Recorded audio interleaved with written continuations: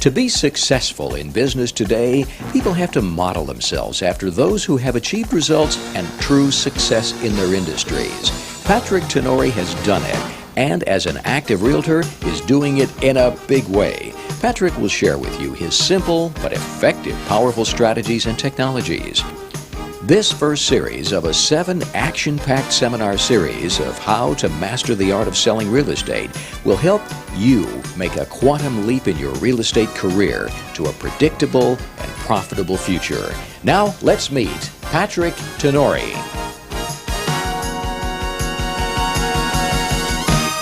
I really want to thank you for making the wise decision of obtaining my first series of how to master the art of selling real estate. You are now on your way to increasing your success in your real estate career from Series 1 entitled 7 Days to an Unstoppable Income. If you take one day a week and practice and master the 7 steps and areas of our careers that I'm about to show you, they will empower you to take your career to a higher level immediately. Successful strategies that I have and still am using over the past 18 years to build and maintain a successful real estate career, not just for now, but forever. Patrick, anyone knows in the real estate business that whether you're listing a home or working with buyers, there's just so many things to do. Can you give us some advice on how to maximize your efforts to lead you to more success in the business? Well, you're right, Bob. There are so many things that we all get caught up on in real estate, and I realize that the key is to major in the major things. Most realtors seem to major in minor things. My whole program is designed on a realtor focusing on the 20% of the business that provides 80% of the results. Patrick, you must be very proud of what we're looking at on the screen now. This RE/MAX trophy makes you #1 here and #2 internationally. Now that's a tremendous achievement when you think about it. Over 25,000 professional realtors vied for that trophy, and you were the winner. If you could distill the success that you have as a realtor, what would the ingredient be? Well, Bob, the trophy was an ideal I had in my mind of a mission or a commitment or a goal to myself that I just had to achieve.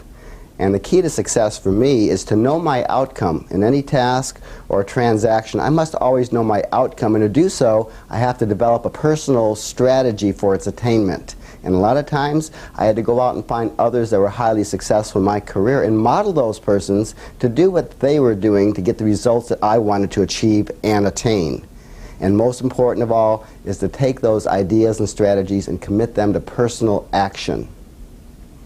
You know, it's wonderful to see the success that you're enjoying in the business, Patrick, but I happen to know personally it wasn't always that way. You had some pretty rocky days when you first began. Why don't you talk about the early days of your real estate career? Well, that's right, Bob. When I first started in real estate, I had ever such a humbling experience. In fact, I joke about the fact that I sold a lot in my first early days. In fact, I sold my car and I sold my coin collection just to stay in this fun business. But it was well worth the effort, Patrick, because as of when we speak, you have done over $250 million in transactions and over 1,000 actual real estate deals put together. So you must be very, very proud. Yes, Bob, I am very proud of that, and that's the very reason today is my mission to share this information with other people. The fact that I've developed these strong, proven, successful strategies and techniques for realtors to take their career to a higher level.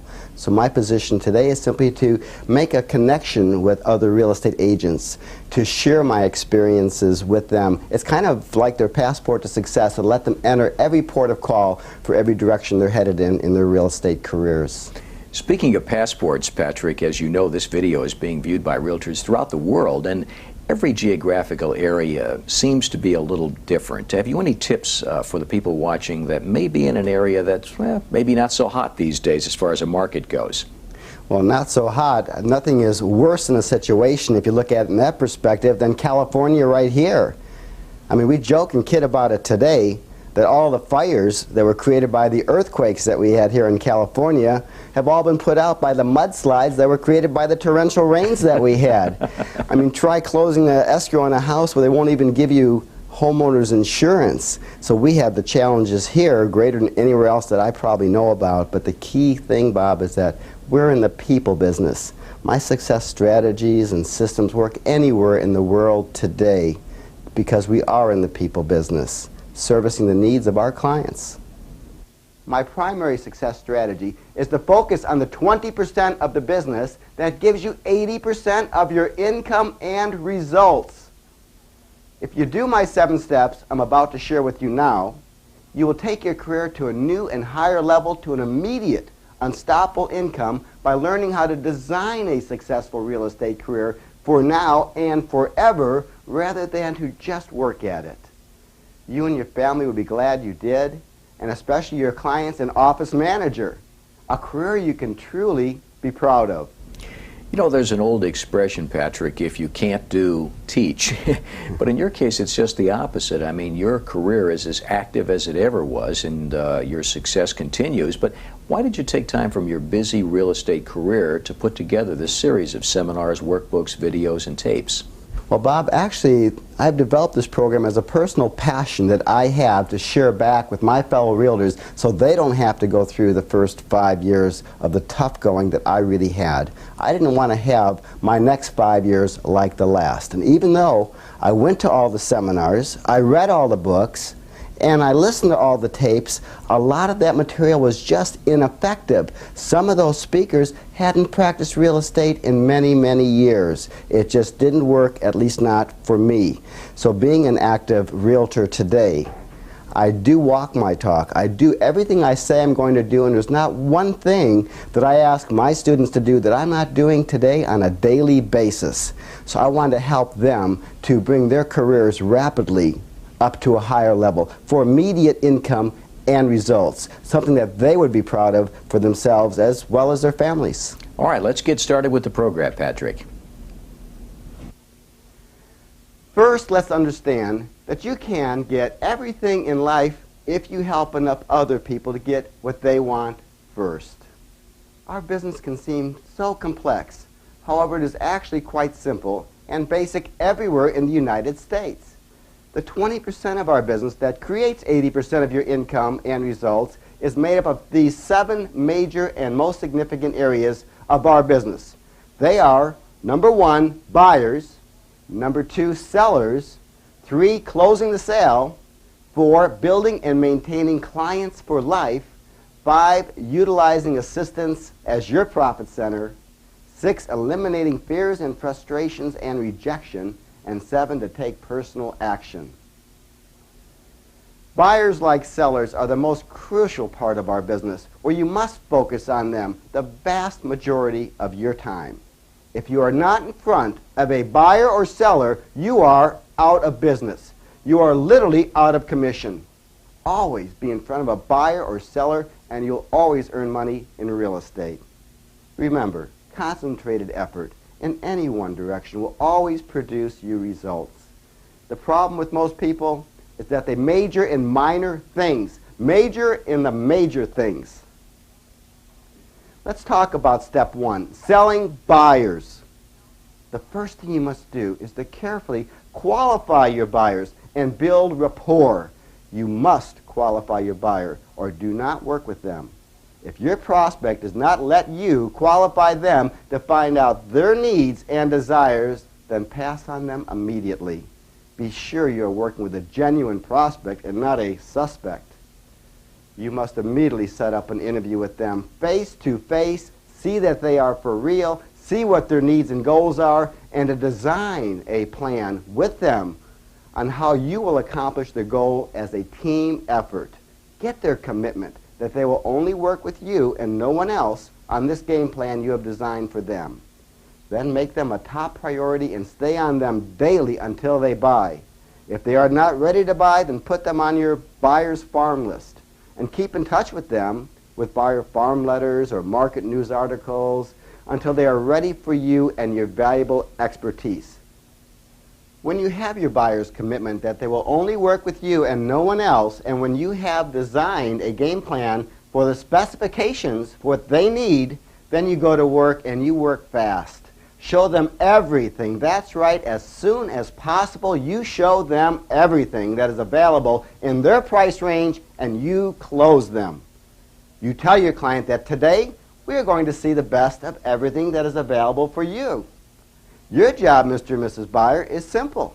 All you have to do is select the one property that fits you and your family's needs the best, and I'll write up a proposal or offer for you to own and enjoy that home. Now, what have you done? You told your client to pick out the home they like the best, of the best that are available, and that you are going to ask them the closing question to write up the offer. You have now set the stage to close. Use this strategy, and it will take you out of the taxi business and eliminate the ghastly comments that real estate agents say that make us cringe. Like, oh, well, I'll see what comes up on the computer next week and call you then. Next week? Next week they have usually gone to another real estate agent that knows how to set up their clients for a buying decision and already closed on it. Patrick, why don't we pause for a moment and review this section on qualification, because there's nothing more important for success than being able to qualify. From your years of experience, are there some things that buyers do and say that just tip you off that they're not qualified buyers? Boy, do they, Bob. When it comes to working with a client, I must qualify them absolutely to the maximum. Make sure they're a genuine client, a prospect, not a suspect. Qualifying's everything. And when a client comes to me and tells me he wants to purchase a property anywhere in the county, it makes no difference, and in any price range, money is no object, immediately the red flags shoot up. I really don't want to work with that person. They are not serious enough with the singleness of purpose of knowing for sure what they want. That's a good tip for qualifying buyers, Patrick, but what about sellers? Any telltale signs for sellers? Boy, are there. When it comes to sellers, when you approach a seller that makes it clear to you that they don't care how long it takes to sell their home because they want to hold out for that real high price, immediately then you know they're not really serious. And you don't want to spend your time, effort, energy, and your money and marketing time marketing a product that can't be sold. Plus looking bad amongst your peers having an overpriced listing. Yes, absolutely. When it comes to sellers, you must make sure they are serious and ready to sell now. You made that comment in the seminar, Patrick, about being in the taxi business and no realtor wants to consider themselves a chauffeur, but there must be a time where you decide to pull the plug and you're just saying to yourself, this buyer is just wasting my time. Any experience there? Yes, and it happens to me like anyone else. None of us are perfect. I do get clients. And I use my philosophy that if you have a buyer, you show them absolutely everything that's available. And if they don't buy after so many properties, I used to justify it by calling it forced learning, that I'm learning the inventory of the county. But today I cut my losses short. If after showing them everything that I know is the best for them, and they don't select the right home for their needs, then I just package it up and refer them out to another agent and receive a referral fee from them. Client control. You must have it and use it. You are the real estate expert, not them. You show them the best of everything they told you they wanted, and then you close them. Or you say, well, gee, we just did not find the right home for them, so I couldn't close them. Oh, really? That's even a better excuse or situation. Then you go out and have you or your assistant solicit every home in that area that is what they want, and you double in that sale. Double your commission by creating the home for your buyer. Yes, you can earn a double commission. And a third when you sell that buyer's home, and a fourth when you sell that new seller's home. You've acquired and multiply your sales from just one customer rather than wandering around all day prospecting and not closing. Prospecting. You have your own acres of diamonds with just one person who knows another person who knows enough other people who literally know the world. Yes, close your client and then ask for the referral. This way you won't have to prospect again. Now, how else can we get control of our buyers? One easy way is to ask for it in your qualification interview. As we said earlier, qualifying and rapport are must before you go out to play chauffeur.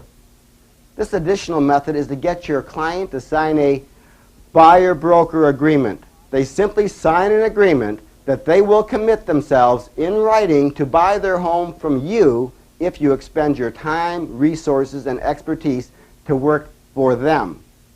It's easy. Don't be afraid of it.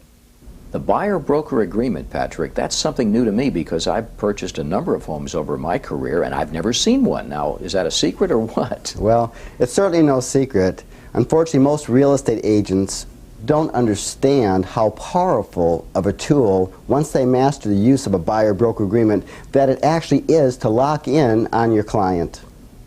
This takes the pain out of your heart when you otherwise find out that what you thought was your client tells you that they just bought a home from an open house they stumbled on one day or whatever. Protect yourself. Tell your buyer that you are exhausting your time, expertise, and resources so they are to sign a buyer's broker agreement that you will be their real estate agent for the next 30, 60, or 90 days. Now, knowing that most real estate agents are too weak to do that, let me give you another strategy to put urgency and commitment into your buyer. The pre-loan approval strategy. Get your buyer into a lender, which will be the easiest thing that you will do, that will sing your praises and pre-qualify your client for a loan and lock in a rate for them even before they locate the right property. Now you have a qualified client with a locked-in loan that is ready to perform. Of course, if rates go down, and the rate will also, but your suspect is now a qualified prospect, ready to be closed, and one that can perform. Also, if you jump into the real estate profit scene for the 90s and do the loan also, then you will double your income on each sale you make by also doing the loan and maintaining total control. There are big loan commissions. Get to know about them in your free bonus tape to earn even a higher income. Locking in a rate, Patrick, perhaps you could expand on that a bit for us.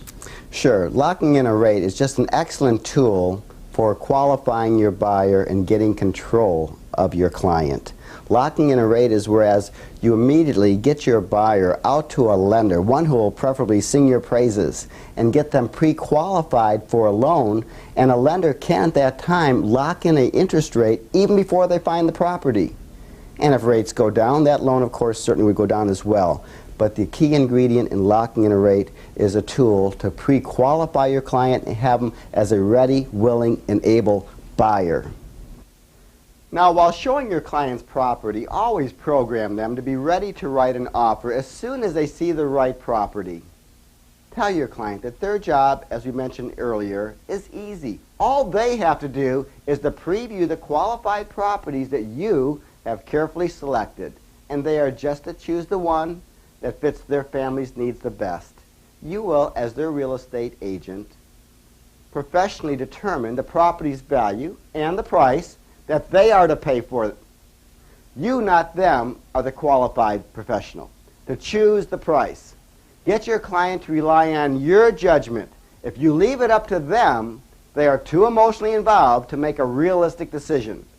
All the time you are working with your buyer, you are preparing them for the offer, its negotiations, and the close. This is focusing on buyers. Now put it into action today. Don't wait. Use these strategies and techniques now. If your buyers have a property to sell, you list it immediately, even if they want to wait for repairs or to locate another home or whatever. You still list it immediately. Even if it's only on an exclusive basis, you just hold off on putting it into the MLS service, if you have to, and you get that property listed for further commitment. This way you can avoid the risk of another broker or family friend of theirs getting that listing and your client. Be careful, it happens. Get it listed now. Buyer referrals. While working with your clients, ask immediately for referrals. Get referrals while your client is high on you now, and you will get them. You'll also get them further committed to staying with you for life. Not to mention all the additional business you are creating for yourself and locking in on their circle of influence. This is when not only your client, but even their friends talk about you, their professional realtor. You will not have to prospect ever again if you work your clients for referrals. Asking for referrals, that's got to be the hardest thing a salesperson does, particularly in the real estate business. Why is that, Patrick? Well, you think so, but actually it's one of the easiest. But the key is that most real estate agents, they wait too long and too late to ask for referrals. You do it right away while your client's high on you to refer his friends, relatives, neighbors, whomever to you. Ask for the referrals at the onset. It'll sure help you down the road to stop your search for new prospects daily. Step 2, or day 2, sellers and how to sell them. Sellers are a critical part of your career and a must. Get listings as they are money in the bank. If you work just buyers, you will take yourself out of the market in a seller's market. You must be balanced and focused with both buyers and sellers. They are equally critical and can be a lot of fun and lead to a tremendous amount of business for you now and in the years to come. Sellers are listings, and be sure to take all the time necessary to price that listing to sell. You should not accept an overpriced listing because you can and must avoid it. How? By being the professional that you are. You counsel your sellers to be realistic, or your competition will list it when it expires at a lower price and make an easier sale and earn your commission. Pricing listings correctly. This is the most critical thing you can do with a listing, and don't you forget it. If your listing is not sold in the first 30 days, it is generally overpriced. You reduce it. Meet with your clients. Go over any and all activity, marketing, absolutely everything you have been doing to sell their property. Advertising, broker caravans, open houses, multiple listing service, flyers, mailouts, everything. Then remarket that property in the same fashion every 30 days until it is sold and you get paid. Do it. It works. Now, you're talking in the seminar about overpricing a listing, and when everyone knows that that's very dangerous. It's a lose-lose situation for everyone. But what about the other side of the coin? Nobody wants to underprice their property. Any tips there? Yeah, no one wants to, but you know, a lot of times they must and should underprice their listing. If it's a buyer's market and sellers' homes just aren't selling, then it's really important where you can underprice it just a little bit to get that property sold, whereas they can go out and purchase another property and make up the difference on what they're buying instead of taking forever to get their property sold. Spend 90% of your time on pricing that listing correctly, and you and the multiple listing service will get it sold, earning you a commission. And you don't cut your commissions. If your client suggests it, tell them that you will not address any conversation regarding reducing your brokerage fee. Tell them you have a professional corporate policy not to reduce your commissions. Other tips you can use are, if the client asks you, is your commission negotiable? Then you would respond by saying, and assuming that in your area you are accustomed to a 7% commission, say yes, my commissions are negotiable from 7% to 10%, which is best for you. You negotiate up, not down. You are the professional. Respect yourself as such. Let me ask you a question. Would you hire a professional doctor for surgery? And before he starts cutting you open, say, oh, by the way, doc, are your surgery fees negotiable? Of course not. Demand your commission with authority, and you will get it. If you weaken there, what kind of respect will you get from your clients when they test you to see how tough of a negotiator you would be to represent their most valuable possession? Stay tough, but do it with a smile. Cutting commissions. You did a wonderful job in the seminar on that. Unfortunately, there are just some people who just love to grind. Buyers and sellers that constantly want you to cut the commission. Any tips for putting those people in their place? You mean commission-dectomy? Yeah. Boy, does that happen a lot. First of all, I just don't participate. I simply tell my buyers when they want to negotiate about a commission that it's none of their concern because the seller pays the commission, not them. And as far as sellers, I explain to my sellers up front, as long as I do my job, get the market value price for their property, they don't care what they pay me for a commission as long as I do my job and get the price for the property. Listing periods. How long do you take your listings for? As long as you can. List your properties for at least 6 months, no less. If they ask you for a shorter listing period, again, what do you tell your client? That's right. Tell them 6 months is your professional corporate policy.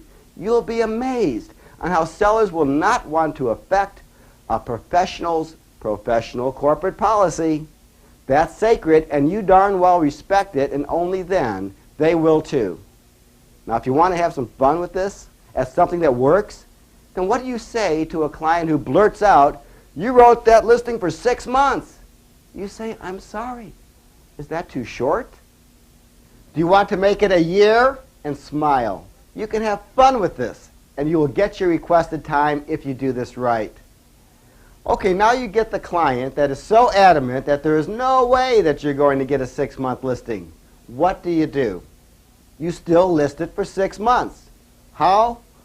Easy. You say, "Okay, Mr. Seller, I'll tell you what I'll do to accommodate you. First of all, understand that any home properly priced and marketed is 90% sold. Secondly, I do not want to take 6 months to sell your home either, and I feel confident we won't take that long. However, if it'll make you feel better, even though I will have a lot of time and money invested in marketing your property, I will list your property for 6 months with a clause that I will write into our agreement that if you are not satisfied with my performance after 90 days, you can cancel our listing at any time thereafter." Now, what have you done here? You got your 6-month listing, and after 90 days, if you don't sell the property, you keep performing, and the sellers usually will forget about the 90-day clause or ignore it as long as you do your job. Take control. Be firm and tough, but do it with a smile. Use these strategies and techniques, and you will not be losing your listings to someone else. They work wonders. Use them and have fun with them. We all know that listings are really the foundation of a successful real estate career, and that's been one of your fortes, Patrick. Why don't you give us a few other ideas on why they are so important to success? Well, they're critical to a career in real estate because listings are your inventory bank. Your listings are the foundation for your career that perpetrates a continuous income stream. Not only that, but with your signs out front of your listings, you get buyer calls off the signs, you get other neighbors. It's a great source of name recognition area, and after you capitalize on a market, you'll build and maintain a profile in that neighborhood, which would be great name recognition. Now, in review, what have you accomplished? You have a full 6 or 7% commission, whatever your commission policy is in your state, since they are negotiable by law. You have a 6-month or 1-year listing, and you were a professional about it and did it pleasantly but firmly with a smile. Enjoy it. It's fun and money in the bank. Let me ask you about commissions, Patrick. Are they fixed by law in every state? Well, California, commissions are not fixed by law. They are negotiable. In every state, they vary in amounts. Some realtors charge a 6% brokerage fee, some a 7%. But here in California, they are not fixed by law. They are negotiable. So, of course, if they're negotiable, you want to negotiate your commissions up, not down. Now, let's spend just a moment on communication with your sellers. You must communicate directly with your sellers at least 1 time or more per week, and personally at least 2 or more times per month. The best way to lose a listing is for you not to communicate with them. Call them regularly and tell them something new. Even if it's that the sun came out in Phoenix, keep them informed and you will keep them as clients. Advertising your listings. Advertising can be expensive. Ads are only designed to get the phone to ring. Keep your ads short and powerful. I use catchy headings that cause attention and urgency. Headings like absolute steal, absolute value, absolute bargain. Forget the wonderful family home stuff. They are not exciting, and there's no urgency. Be creative and always send your clients a copy of the ad. Advertising is a very controversial and expensive subject, I might add, Patrick. Many listing brokers say that it really doesn't work, and others swear by it. What's your stand on advertising? Well, my position is that advertising is a must for your listings in order to pacify your sellers, show them you actually are working on their property, and yet when you get the ad calls, in most cases you're not going to sell that property usually to that ad caller, but it's a great source of leads and referrals for you for other properties you can switch them to. Terms. Always put the word terms in your ads. They get the phone ringing because everyone wants some kind of terms. It opens up possibilities and more calls.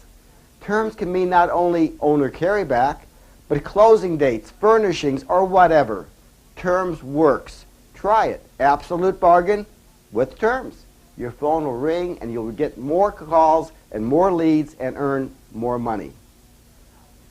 Now, when you receive ad calls, your objective is to get an appointment to meet with the ad caller as quickly as possible and show them absolutely everything in their requirements and sell them.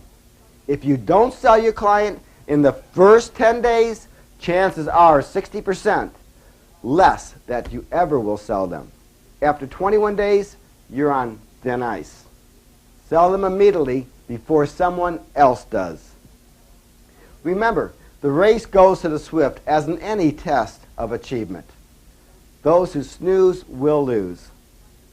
Just like the valuable information I'm sharing with you on this recording. Some get it and some don't, which means opportunities, like clients, are never lost. They're just given to other people. You are the type of person that I admire and respect. You made a wise decision to enhance your real estate career by obtaining my materials. Smart move. Congratulations. You know, Patrick, we hear these horror stories about sellers who took a long time to sell their homes, buyers who looked and looked and looked. What's your secret towards making that a really short-term process? Get the job done immediately.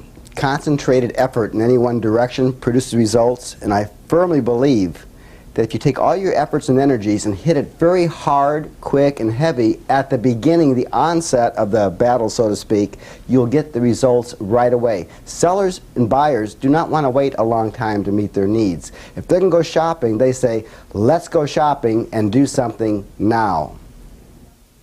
Step 3, or day 3, effectively closing the sale. Do you really want to know how you and anyone can effectively close a sale? Really?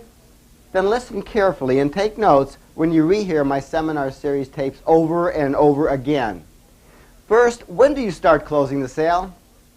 You first start closing the sale when you first meet your clients and you're showing them property. You tell your clients that their job is easy today. I have already selected all the finest properties within your requirements. As I show them to you, all you have to do is to select the one that you feel meets you and your family's needs the best. Then we will make an offer, and I will assist you in obtaining it for you and your family. Is that fair enough, Mr. and Mrs. Buyer? Wonderful. Let's get started. I'm excited for you. So you start closing your clients when you first meet them instead of what most real estate agents do, closing too late and not often enough. You start closing too soon and too often, and you won't miss out on sales. And remember the golden sacred rule in real estate and in closing. Whenever you ask a closing question, you shut up and listen.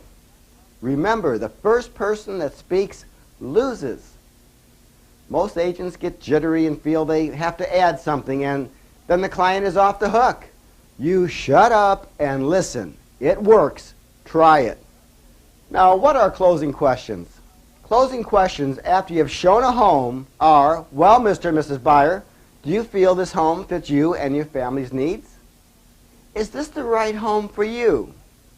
The price is certainly right. Shall we go ahead and offer on this one? And so on. You keep asking closing questions after each showing, and when they say yes, then you close by saying, wonderful, you have made a wise decision. Let's write this one up for you now so that you and your family can enjoy this home. Then you immediately, wherever you are, write the offer right there. You should always bring the comparable sales with you to wherever you are showing.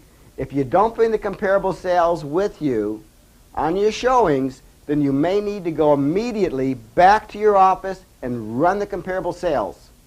However, so as not to break the momentum, always be prepared and bring the comparable sales with you. Remember, when you are in the closing business, not the showing business, you always should be ready and prepared to close. Anyone that's ever seen a bullfight knows what a matador is. That's the one who closes the sale forever on the bull. And in real estate, it's important that you be a closer. What's your secret, Patrick, in terms of getting the deal closed? Well, the secret in closing the sale is that there is absolutely really no secret. You don't have to be an extrovert. You don't have to be a hard grinder or a pounder. Sometimes a quiet professional gets the job done just as well. It's just a process of getting all the facts and information together to support your case for whatever your client's needs are. It's no different, Bob, than an attorney going to court and trying his case on to a jury, presenting the facts and information. In that manner, closing is really quite easy and simple. Now, on your offer, which I prefer to call a proposal, if you bring these items I'm about to mention to you, with you, you will guarantee your success at closing the sale the most effective way possible. If you are willing to do this now, are you ready for this most effective strategy and technology? Here it is. On your proposal presentation, you bring with you the following. 1, the typed offer. 2, a large deposit. 3, your comparative market analysis to support the price you are offering. Fourthly, a Polaroid photo of the sales you need to stress to get your price. 5, a preliminary title report or at least a property profile on that property showing the history of that seller's home. And 6, the buyer's lender's pre-qualification letter and the lender's resume. And 7, the service company's resumes for your services you request, like your pest control, property inspection, or whatever. And 8, are you ready for this one? If you use escrow companies or a similar service, have ready and drawn the escrow instructions or your closing documentation per your offer's conditions. Yes, that's right. Have everything at the proposal or offering meeting so that all the seller's information is presented to them professionally and they know you and your clients are serious and professional and ready to perform on your excellent proposal. You do this and you will win. My additional series in my catalog you received on listings effectively and closing the sale, which is Series 3, will go deeper in depth for instruction on this. Now, this is closing. In summary, you start closing when you first meet your clients. You ask the closing questions, and please shut up. You lead your clients and everyone involved through the Ace of Hearts scenario. You come to the offering table prepared, and then you'll see how easy it is and simple to present your facts and your proposal for acceptance. This works wonders if you'll just do it. Again, the problem with most real estate agents is not that they don't know what to do, but they don't do what they know. So again, just do it. Thank you. Anyone in sales dreads the phone call the day after they sign the contract. Buyer's remorse. Any tips for realtors on how they can avoid or at least minimize buyer's remorse? Yes, you must stay in contact with that buyer or seller. There is buyer and seller remorse in real estate. Like anything else, you must absolutely post-sell them, assure them they've made a wise decision on their transaction, and stay in touch with them. Do I get the impression, Patrick, that it's almost a cookie cutter, that virtually all real estate transactions are pretty much the same? Well, if you did that, the cookie wouldn't cut. In other words, what I'm saying is they're not the same. They're similar, but they are different. Like when you present offers, you must really put together a case. You must almost be voluminous in its nature, that the difference is bringing sometimes too much information on an offer rather than not enough. I come in with stacks of facts, figures, information, news articles, everything you can imagine. It's so heavy that when the seller looks at it and picks it up, he thinks, this must be right because it sure is heavy enough to be correct. And ultimately, it is very correct, but it assists me to acquire my buyer's needs by driving the point home that I know what it is and how it should be, and it's just a transference then to the other client, the seller in this case, of getting them to understand and be convinced that my information is correct and they'd be making a wise decision by accepting my client's proposal. I don't suppose this has ever happened to you, Patrick, but you go in representing a buyer, you lay out a wonderful offer for that seller, it looks like you're going to get it, but another offer gets in there and your client gets beaten out. How do you handle that? Yes, it has happened to me, and it happens to everyone. Stuff just happens. You can't win them all, but you can do what we discussed earlier as my success strategy and technique of knowing your outcome and developing a strategy. If that strategy doesn't work, then you shift gears and be flexible to change it, to go on to try to make it work. Now, if you've lost that property and the horse is out of the barn, you don't let your client down. You've already pre-programmed your client to be focused on option 2, another second property that he'd be re-energized on, knowing that the other one just simply was not meant to be, and being ready and excited to perform to go forward on the next property. Step 4, or day 4. Utilizing assistants as your profit center. Let's first understand that if your budget does not allow for an assistant at this time, then your title representatives, service companies, or your children part-time can be of assistance here. You do not have time to do everything. Real estate agents must stop majoring in minor things. Your assistants should handle the 80% of the administrative side of the business, so you can focus on 20% of the business that brings you all your results and income. You need a real estate assistant to handle all your basic duties and follow up on items so that you are free to only be in front of a buyer or a seller at all times, or you're out of business. For example, real estate agents tend to go along a treacherous path. They say, boy, am I tired. I say, what did you do all day? They say, first I got up early because I had to meet an appraiser. Then I had to run over and put a sign and lockbox on a house. Then I had to meet the pest control guy. Then I had lunch and had to run across town to the escrow company or the closing table to follow through on that. Then I had to let an agent into one of my properties across town that was by appointment only. And they were 20 minutes late. Then I had to get home for dinner, and boy, did I work hard today. The truth of the matter is, they did absolutely nothing. That all could have and should have been done by an assistant or a fax machine. I do none of those things, and I promise you I never will. One big waste of a professional's time. You get those details done by an assistant or by another person. Anyone but you. You cannot afford to take yourself out of the playing field to do this. You must not major in minor things. Sure, they're important things, but don't you do them unless you absolutely must. Use your assistant as a profit center to do these things, and remember, if you are not in front of a buyer or seller, you are out of business. Let's talk now about assistants as a profit center. They are so valuable, and they can do so much for you. They can do your market analysis, all your real estate errands, all your listing details, flyers, profiles, etc. Everything you should not have time to do. If you plan on being in this business, get an assistant or you won't stay in the business.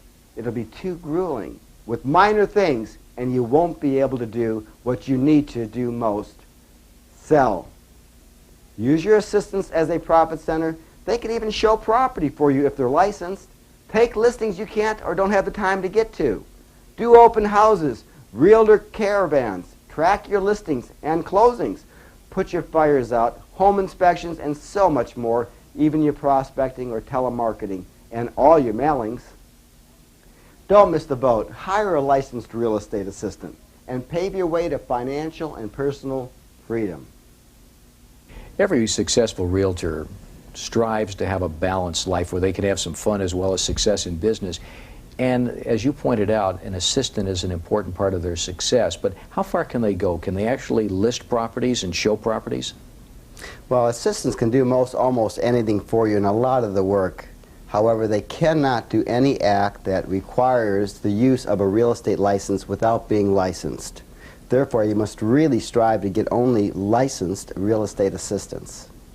I'm curious, do you hold your assistants accountable for details at the time of closing? Not actually, Bob. At the time of closing, you have to be there to watch the store. If you're closing a transaction, you're down to the final 1 yard line. You watch that transaction. You make sure that closes. Don't leave anything to chance, especially in real estate with Murphy's Law, which is ever so present in our business today. And the same for your listings. If they're about to expire, you make sure your assistant has not missed that expiration date, and you make sure you get it listed and put new energy into that listing to get your extension. Step 5, or day 5, obtaining clients for life. Obtaining clients for life is a surefire strategy of building and maintaining a client base that will end your prospecting days forever. Once you have built and established what I like to call a main client list, you can cultivate that just like a farm area, and it'll produce results for you every time you go into it and actually work it. Now, how do you build the main client list for your career? First, you must only put into it only your clients that you have built a solid rapport with. This can be your buyers, sellers, or even everyone whom you have met and had the opportunity to build rapport with. Now, what is rapport? Rapport is when you get that person to like you, respect you, and to feel comfortable with you, and for them to know that you are a professional real estate specialist. They must know that you are in real estate as a profession, not a hobby. That real estate is your career, and that you are a specialist in real estate and can help them and be there for all their real estate needs. That they can call you at any time whenever they think of real estate. For example, let me ask you a question. Who was the first president of the United States? Right, George Washington. Who was the second president of the United States? Who knows and who cares, right? If you have to think about it, then you have already lost out. The same for your clients. If you have to keep calling people back that don't return your calls, then they are not a client. They are not even ready to be considered as a good prospect. The way to eliminate those people and any others is simple. I am going to give you my simple $100,000 mega producer secret to stop wasting time, money, and energy and phone calls on people that are not your clients and that you should not waste your time with. Are you ready for the $100,000 secret? Here it is. Every time you use a 3x5 calling card to call any new prospect, you simply tear that card in a third and throw away 1/3 of it each time you call them and have to leave a message. After the third time you have called them and they still don't return your calls, guess what happens? That's right. You are rid of them just that easily. And it's out of sight, out of mind. No more working on and calling people that don't want to do business with you. We all have them, but you won't anymore. Over the period of your career, you will save so much time, money, mailings, energy, all that you could be saving and focusing and directing it only on the people that want to work with you. That you should save and earn so much more money over your career and eliminate negative energy in the process. You'll have more fun and enjoy your career so much better, not to mention a smaller phone bill. Now, to build this little $1 million treasure known as our main client list, you simply collect and add to it all the people you come into contact with on a daily basis that you have built rapport with. Then you work it. How do you work it? Just like farming. You use your main client list to get their real estate business and their referrals of their friends and neighbors. Once your client knows that you are their real estate specialist, that they can call on and count on, then you have just built yourself a career where you may never have to prospect again. Now, how do you actually farm them? There are many ways that I'll go in deeper for you in my seminar series number 5 entitled Obtaining Clients for Life. However, to touch on this now, you need to keep them continually updated on you and the real estate market at least every 3 months or more. You update them with a property profile on their property, a market analysis, newspaper, real estate articles on the market conditions, on whatever is happening for them in real estate today. You send them a simple but nice brochure or flyer on you, and yes, a notepad with your picture on it at least every 6 months for a continuous reminder. You can also send them newspaper press release articles that you must do, and your newspaper will do these for free. You send them flyers on your listings, on your inventory that you have, that they might upgrade their property to a larger home or purchase a second home or investment property. If nothing else, you get referrals from your clients. Plus, your clients are now bragging about you, they're a real estate specialist. So you now have them locked in on you. Now, for a simple gift item for your clients that works, whenever you sell a home or receive a referral that you sell, always send a nice, moderate-priced plant, never flowers, but a house plant to your client or the referral source. Now, what happens? Every time the family sees that plant, they think of you. They're a real estate specialist. You are their real estate hero, and that is the way it should be. Never send flowers or a bottle of wine. All that can be consumed or thrown out. But a nice little house plant that stays in their home forever as a continuous reminder of, guess who? You, the real estate specialist. In fact, you tell your client that this is a very lucky plant, and its name is, and you use your name. Your client will love it, and they will always think of you. Use this simple technique, and you will not only earn a great deal of money from it, but you will have a lot of fun with it. Make it fun. It's profitable, but do it, and do it now. Do not wait. Do not do what I had to do my first 5 years in the business and struggle. Follow my proven successful strategies and techniques that work and build your career today for tomorrow's success and profits. You'll be ever so glad that you did. Patrick, everyone watching this video knows about the perfect client. Everything in the transaction goes as smooth as silk. They refer business to you. You become lifelong friends. But what about the other kind, the difficult people? I cut them loose, Bob, that unfortunately you cannot get all the buyers and sellers to like you and want to do business with you. And unfortunately, the old real estate saying is ever so true that some buyers are liars and sellers are cheaters. You just simply can't, though, get frustrated and let yourself down on that basis. So just watch the weeds in your garden, like Anthony Robbins would say.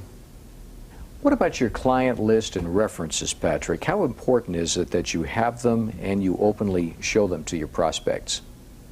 Well, my client list, which I call my main client list, is something very sacred. It's my little Bible. It's my whole livelihood, so I keep that pretty well hidden. I keep an extra copy of that in my safe at home, and I just safeguard that little puppy of all my clients that I've enjoyed working with over the years. It's something that your client list is sacred. You keep that confidential and only use it to market and work within.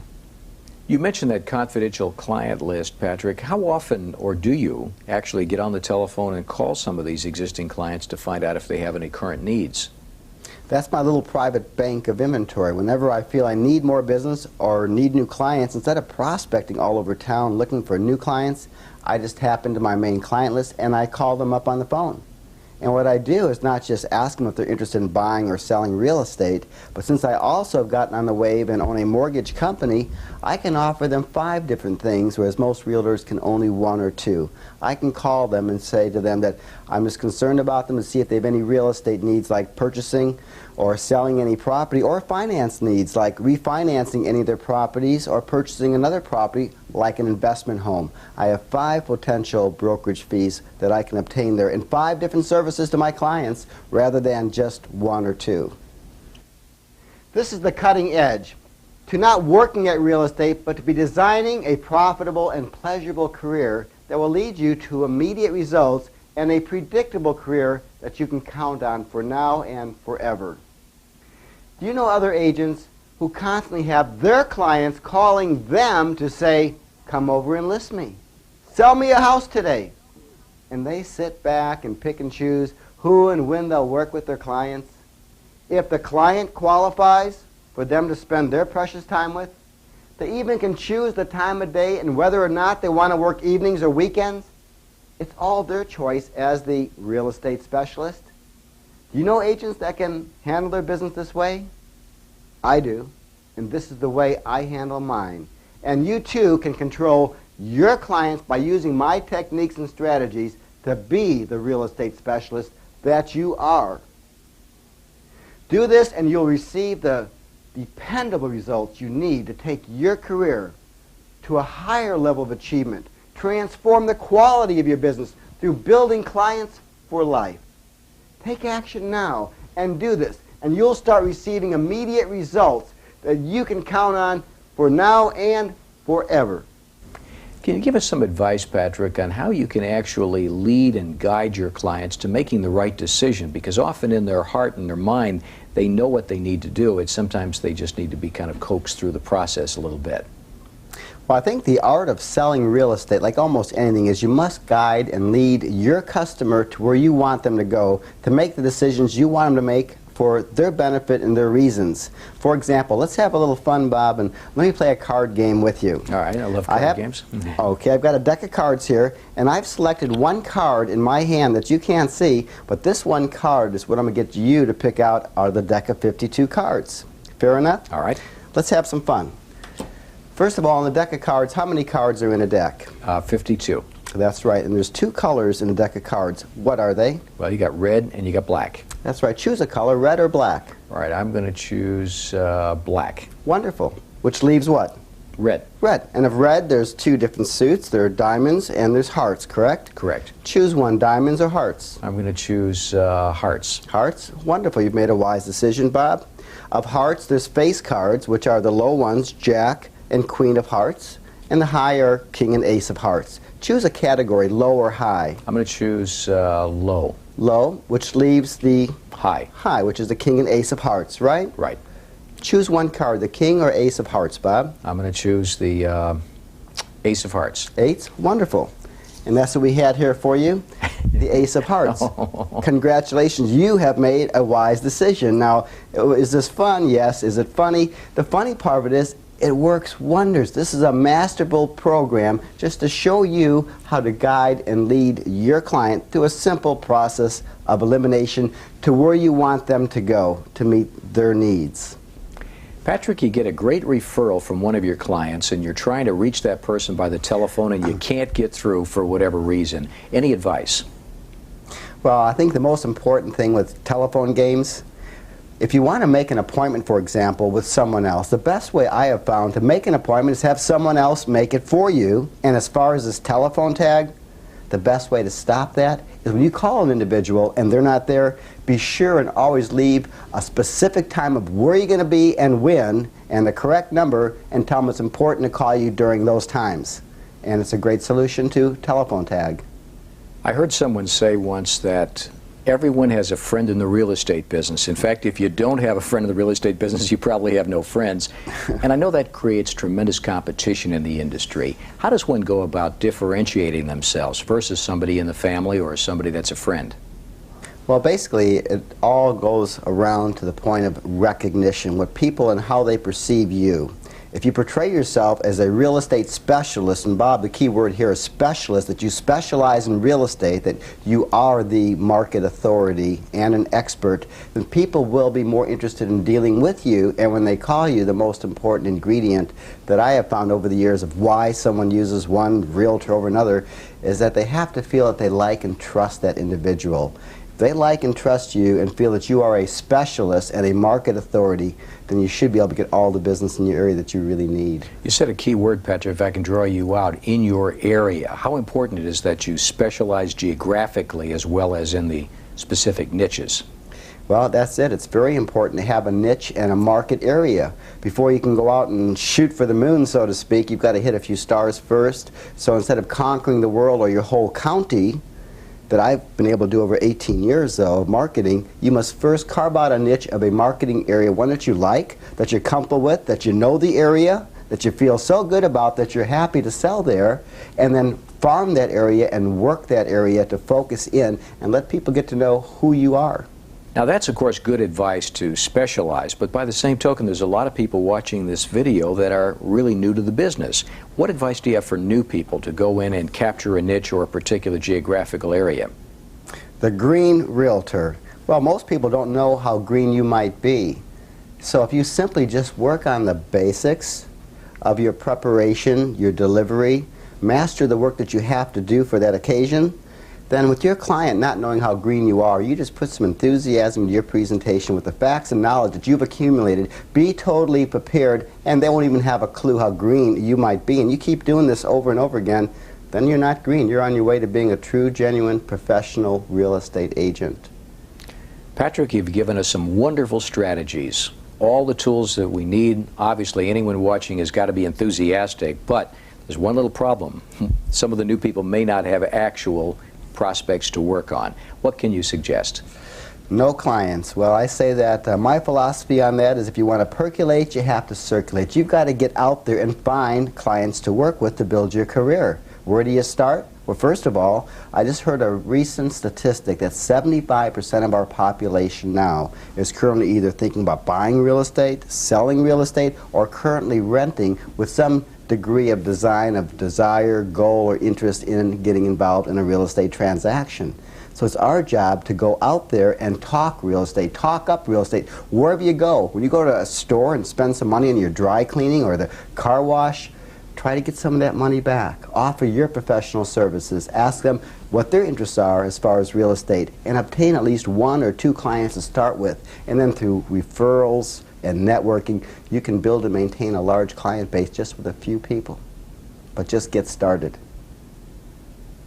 Step 6, or day 6, eliminating fear and frustrations now. To build and maintain a highly successful real estate career, you must learn how to cope with our ever-demanding business. In real estate today, there are so many problems that come up that cause rejection. Rejection causes fears and frustrations. You must deal with these head-on and know and understand that everyone has them. And I mean everyone. It's all part of our business, part of the real estate game. If you don't get them, you are not fully in the game or are just not doing much business. Play the game, play it to win, but be mentally prepared for these obstacles that you can eliminate. Fears and frustrations can be eliminated by being prepared and knowing your outcome. In whatever aspect of our business, if you are prepared, focus, and know the outcome you are trying to achieve, and give all you have 100% total commitment, you then will eliminate the vast majority of rejection that creates fears and frustrations. Now, when you do get rejected while in progress of your game plan, be prepared. Go to plan 2, your predetermined alternative game plan to counter that rejection for a positive response. Do this and you will decrease your rejection 1,000%. Increase your production accordingly. Always have a backup plan to control your destiny. Now you say, you can't win them all, Patrick. That's right. And when you finally believe in that principle, after giving your all, then you'll be ready to just accept it and stay focused to go on with your career. Go on to the next project after learning from the last one to reinforce your approach. Keep changing your approach and go on again and again until you receive the response and results you are working towards. Be persistent. Don't give up. A key tip to you is for you to always spend 80% of your time on a solution and only 20% on the problem. You must clearly understand that no one gets all the business every time, but you will get more of the business if you use this strategy. If so, Pepsi would, after spending millions of dollars a day to try to compete and lure people from Coca-Cola, they would have given up. When Coca-Cola lost Michael Jackson to advertise for Pepsi, did Coca-Cola give up, get frustrated, and quit? Of course not. That's just how the game is played. Not always fun, but it can be if you shrug it off and say, oh well, this is great. Now I don't have to worry about getting rejected again for a while. That's right. Plan on rejection, fears, and frustrations. You can safely figure that you will get rejected about 7 out of 10 times in some cases. When that happens, say, oh boy, that's 1 down and only 6 more to go. I am that much closer now to reaching my goal. Funny, but it's true. You know that you are not alone out there going through this? A professional baseball player, Hall of Fame superstar, and I represent several ball players, will fail 7 out of 10 times when they go up the plate to bat. Even though their batting percentage is only .300, they get paid millions of dollars a year. What a concept. Well, you just go out there too, no matter what you are doing, and keep taking a swing at the ball. Ball players earn a fortune doing this, and some real estate agents do too. Now, Patrick, you talked about overcoming fear and frustration, but you know, in the real estate business, you've got so many variables. What advice can you give us on how to overcome those fears and frustrations? Boy, there are so many variables in real estate today, and the best suggestion I have is to really design your own game plan of what you want to accomplish and how you want to do it in the real estate business. Set your boundaries on things you do want to do and the things you don't like to do, and just focus on positive energy on doing those things that are successful that you like to do. However, a lot of us don't like doing certain things in the business. If you don't like doing open houses, for example, you must find something else that'll be a replacement for that aspect of the business that'll also continue to bring you profitable results. You know, it's kind of like what they say about the common denominator of success. And the common denominator is that successful people do those things that failures don't do or refuse to do. It doesn't mean they like doing them either, but they form the habit of doing those things and enjoying the process. It's kind of like changing your core beliefs on what you do and don't like doing. A lot of this business you must do, and you must do it very, very well. But if you're in real estate, you've done it for a reason. Just find the aspects you enjoy the best so you can build your own energy in yourself and at the same time build your career and take it to that higher level, working on and mastering on the things you like to do. Then it'll be reflected so nicely to your clients that they'll see they're really getting service for someone that really believes in what they're doing and is excited about it. Now, to summarize, in order to eliminate fear and frustrations, you must, number 1, anticipate the problem and know they exist. Number 2, know they are part of the game. Number 3, be prepared and plan your approach and your outcome. Number 4, you get knocked down. When you do, you learn something. Be flexible, change your approach, get up, and go after it again and again. And number 5, lastly, laugh it off. If you cannot resurrect the transaction, just say, oh boy, I'm totally excited. I am now that much closer to my goal. Do this and you will set yourself free. You're following the program. You've set the strategy. You're doing everything that you've taught us in this program, Patrick, but things just don't go right. And you're just beside yourself. You're saying, should I hang in there? Or is this not for me? What advice can you give those who might be just kind of hanging on? Well, you've got to either get in the boat or get out of the boat. If it's something that you really want to do and you really feel that real estate is your avenue, then you must make the commitment yourself to never quit, never lose your persistence. Just simply, as we mentioned earlier, know your outcome, build a strategy, and if things don't work out, change your strategy. Be flexible. Make changes. For example, if you're in real estate and you've made that commitment to yourself and your family for certain goals and dreams and desires, for things you want to accomplish, this is your life, so you can't quit. There is no stopping. There is no quitting. You must make the commitment to go forward. And like a person I had the pleasure of meeting many years ago who was a former head of the CIA, he once told me and had a plaque in his office that there is not a problem in the world that can't be solved if you think about it long enough. It's exciting for me to think about that there isn't a problem in the world, but the situation is it's our job to find the solution for it. Remember, there's always a way if you are committed. Our job is just to find it. Patrick, I need your help. There's some people watching this video that are really going to go out there and knock them dead. They're charged up, they've got your strategy, they've got your techniques, but somewhere along the line there's liable to be a naysayer, somebody in the real estate business who is not practicing these principles, who maybe says to him, you know, that's all good theory and it works for him, but welcome to the real world. And I know people need to be guarding against this negative information and the people who really are not successful giving them bad advice. What's your thought on that? Well, I've seen that all the time in my career. Real estate agents are sometimes the last who would take honest criticism. Now, their minds are like concrete. They're mixed up and permanently set, saying, don't confuse me with the facts. My mind's already made up, with a confidence that goes with ignorance. I mean, the biggest room in the world, Bob, is the room for self-improvement. At home, my personal library extends over $100,000 I've invested in tapes and materials. Not in tapes.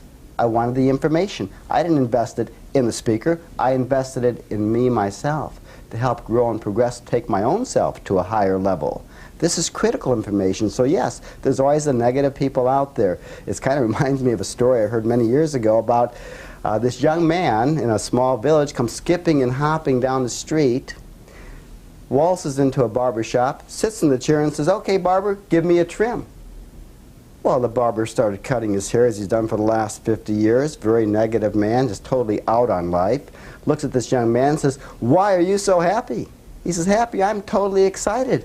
I'm going to get married and take that cruise over to Italy. He says, marriage? Don't do it. I've been married to my wife for 40 years and I hate her more now than ever before.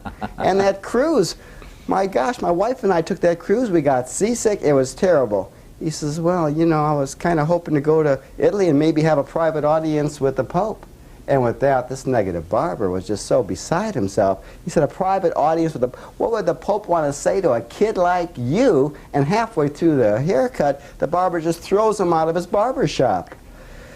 Well, about 4 or 5 months later, the same kid goes skipping, hopping down the street in this little village, waltzes into the barber shop, sits down in the chair and says, okay, give me a trim. The barber starts cutting his hair and recognizes him. Says, aren't you the same kid that came in here about 4 months ago? He says, that's right. He said, well, I know one thing for sure. You never got married, did you?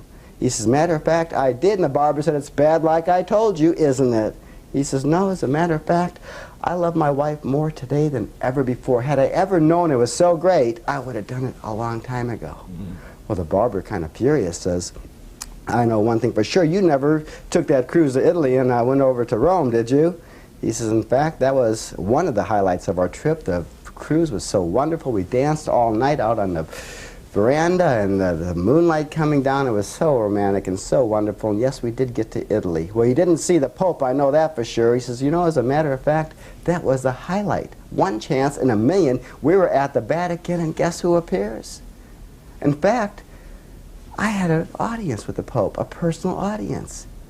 And the barber, just absolutely livid at this time, looks at the young man and says, what would the Pope want to say to a dumb kid like you? He says, you know, as a matter of fact, when I walked up to the Pope and knelt down to kiss his ring, as he looked down upon me, I heard him say to me in a loud, intense voice, where'd a kid like you get such a lousy haircut? So we do have these attitudes, and all we can do is just keep ourselves directed and focused. Keep yourself focused on your career, what's important to you, and the balance of your life with your family, the things that are important to your family. Sure, service your clients, but service yourself. Keep yourself totally together, in control, and directed, and everything else will fall in place. We can't save all the world, but on the other hand, we have so much good to give out for people, not only in real estate, and a wonderful service we do, selling dreams and lifestyles, not sticks and stucco. It's exciting to assist people with the greatest investment for themselves and their entire family. I love real estate. It's fabulous. Not only the money you can earn, that is truly secondary to the achievement of helping people become more of what they can be. Now, I bet you're saying, okay, Patrick, that all sounds good, but it hurts to lose a sale and a $2,000 or a $10,000 commission. And I say, I understand. I've been there, done that. But I didn't go jump over a bridge either. That's not only because a bridge wasn't nearby. I understand clearly that stuff happens. The cure is to get really good at what you do, plan your outcome, then give it 110% on all your appointments and transactions. That's all you can do. Your very best, and understand you are not going to win them all. Even my favorite home baseball team, the Chicago Cubs, know that. They usually finish the season a couple months before the rest of the league. Don't dwell on your problems, and especially do not tell them to other agents. First of all, they don't want to hear about it. And secondly, unfortunately, some are glad you have them. Forget it. Move on. Next. You can still be a hero and not get them all. Be your own hero and know you did your very best. That's all it takes. Your sincerity will then come through for the success of your next sale. In closing, remember this always. You cannot succeed without the experience of rejection to grow off of. Learn from it, master it, and then put it behind you and go on to the bigger games of life in our truly exciting real estate careers. And remember, make it fun and take your career to a new and higher level. Fears and frustrations are just attitudes. Make yours a positive one. Just do it, and do it now. Step 7, or day 7, how to earn a six-figure income in real estate. To earn a six-figure income in real estate, you must not only be totally committed to do so, but you must master the art of selling real estate. To master the art of selling real estate, which I have personally done and still am doing as an active realtor by working listings and closings daily and having tremendous success doing so, you must acquire all the information and material available to you, just as I have here for you to study. Use it daily, and then you too will become a master in real estate. Now, after you have selected your role model to learn from, you must realize that your past does not equal your future. Regardless of the amount of success that you may or may not have had in the past, it does not represent your future. To guide the future of your success, there are 3 fundamental steps. Step 1 is you must know your outcome. Design and prepare in advance the career you want in real estate. Step 2, develop a strategy of how you are going to accomplish it. Who do you know or have become aware of that has the success that you want? Choose an active role model that you can learn from. Step 3, create a sense of urgency for your success and take action. Commit yourself to do whatever it takes. Make the decision and then relentlessly follow through on it to achieve the goals and success you are truly capable of. Now, in closing, remember this. There is always a way for your success if you are committed. Commit yourself now to take action. To ensure your success, you should pick up the phone and order my entire real estate seminar series. Now, with a sense of urgency, then you will be prepared to become all that you truly can be as a real estate professional. From my series for real estate success and the catalog enclosed, I can honestly tell you that today is truly the first day of the rest of your career in real estate. We all know that in life and real estate, there are no guarantees for our success. However, I believe enough in myself to share my information and 18 years of my life with you and to share this system that I have designed works if you will only use it. If not for yourself, do it for your family, those who love you and those who you love. Thank you.